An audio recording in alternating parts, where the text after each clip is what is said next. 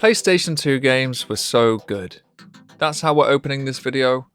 It was an era where we were given games like GTA San Andreas, Gran Turismo 3, Tony Hawk's Underground, Need for Speed Underground, the list goes on. But I think it's fair to say that humanity was absolutely blessed with 2003's The Simpsons hit and run. After varied successes in the video game industry, with the utterly enjoyable Road Rage and the god-awful, makes me want to bash a squirrel in the face with a larger, more angry squirrel, Simpsons skateboarding, honestly it might be the worst game ever, The Simpsons hit and run hit shelves and took the world by storm. Utilising gameplay ideas that felt more like a GTA game, and taking what they'd already learnt from Road Rage, Radical Entertainment forged together a story that was both hilarious and interesting, and felt like what the Simpsons movie should have been instead of that big stupid dome idea. I'll try to stay away from the major spoilers, but the story of Hit and Run is basically this. There are some wasps that have cameras attached to them and start filming everyone. Eventually Bart is warped somewhere and goes missing.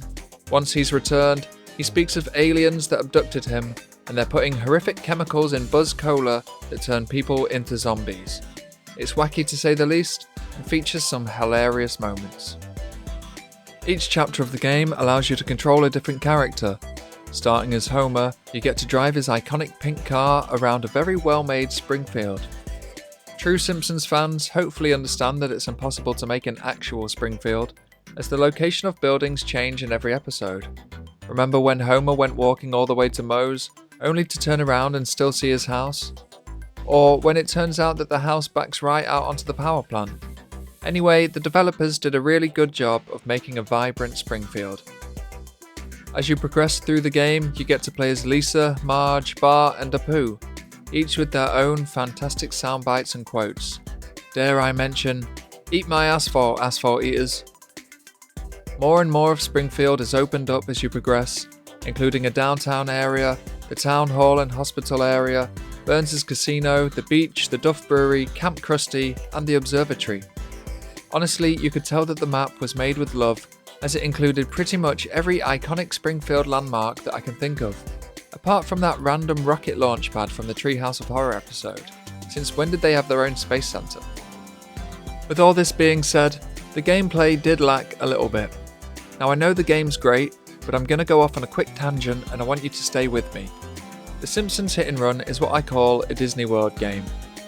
Disney's Magic Kingdom is widely known as one of the best theme parks and a truly immersive experience, but if you took away the incredible theming and attention to detail, then you're left with a mediocre park. You have a couple of slow roller coasters, a load of dark rides and some boats. The Simpsons Hit and Run is the same. If you really think about it, there are only 4 missions in the game. Get somewhere in a specific amount of time, destroy a car in a specific amount of time, collect things in a specific amount of time, hit a car and collect the things that fall out in a specific amount of time. These 4 missions were repeated over and over throughout the entire game. But what makes the game amazing is the theming around each mission.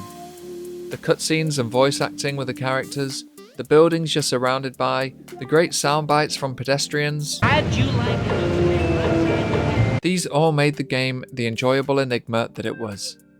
Throughout my recent playthrough, I never got bored of playing the same missions over and over, as the theming made each level feel different. Sure, I felt frustrated though.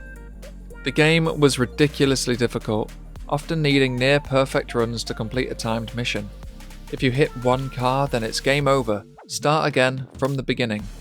And that's another thing, if you failed a 3 or 4 part mission, there was no going back to that part to try again. You had to start all the way from the beginning. This made some levels excruciatingly painful, especially later on in the game, and I think Radical Entertainment knew this.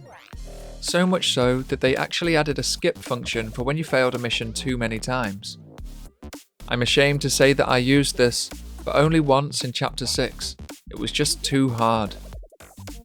The game featured more beloved Simpsons characters, all voiced by the actual voice actors themselves.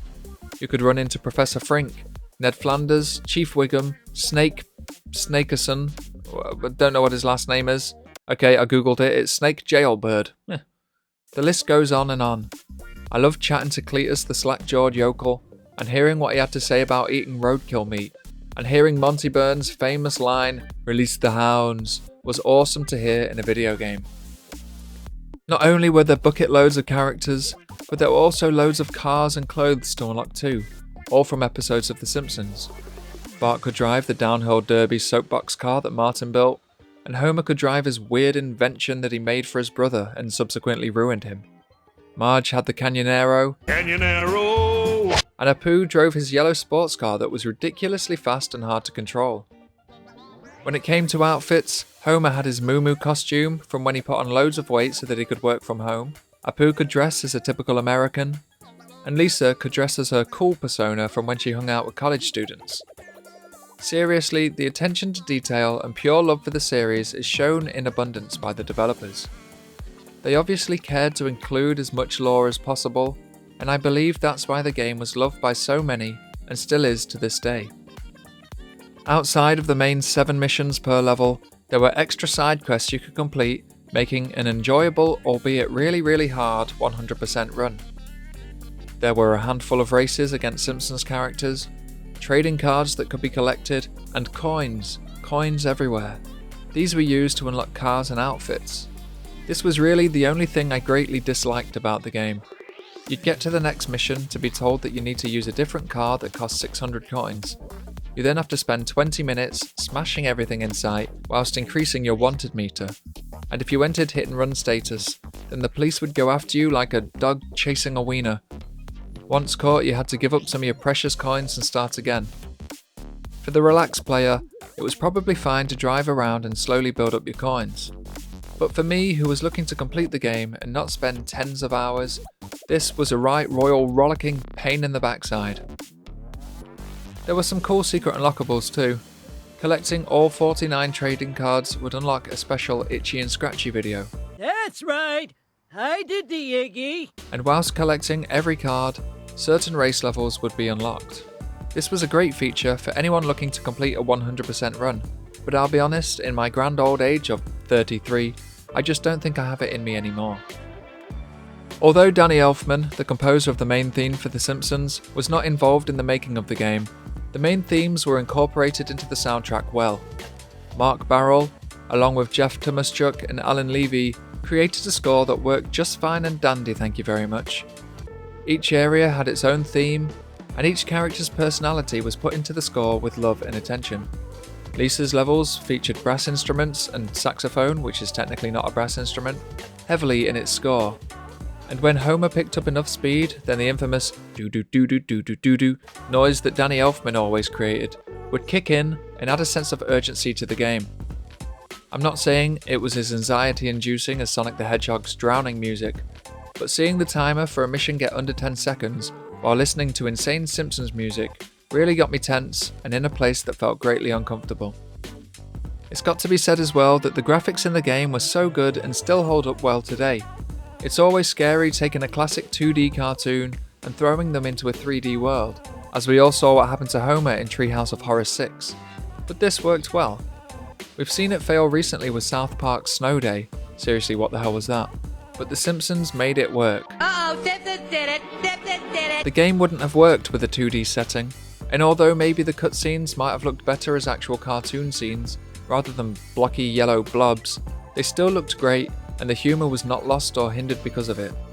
The game didn't have to rely on looking realistic. It was set in a cartoon world with yellow people and giant donut-holding men. It was the perfect setting for a video game on what was limited technology at the time. People have been crying out for a remaster or sequel. People have tried to make them using Unreal Engine, but have never really created a game with the same crazy essence that Radical Entertainment managed. Hell, I'd even be happy with a PS5 port. They don't need to change the game in any way. With that being said, the world would love a sequel, and unfortunately it's unlikely that that will ever happen. The Simpsons has had a bit of a fall from grace, and perhaps their love for the iconic family is starting to dim. Maybe it's best that they leave the franchise alone, rather than risk doing a Skate 4 and ruining it. Many of the jokes in Hit and Run probably couldn't be told in this day, and so we're left with this game, this memory, this piece of history and art to show us how good games were back in the early 2000s, and how lucky we were to be alive at that time. Games today are good with their fancy, dancy graphics, but I'd pick Hit and Run over Red Dead Redemption 2 any day of the week. So thank you very much for watching this video. If you've enjoyed it, then I'd really appreciate it if you could like the video and subscribe to the channel. It'd really mean a lot. I love making these videos, and your input and love gives me all the encouragement that I need to keep on creating. Give The Simpsons Hit and Run a try if you've never played it, and if you've enjoyed this video, then why don't you have a look at this one as well. A big thank you to all our channel members for their support, and I'll see you in the next one.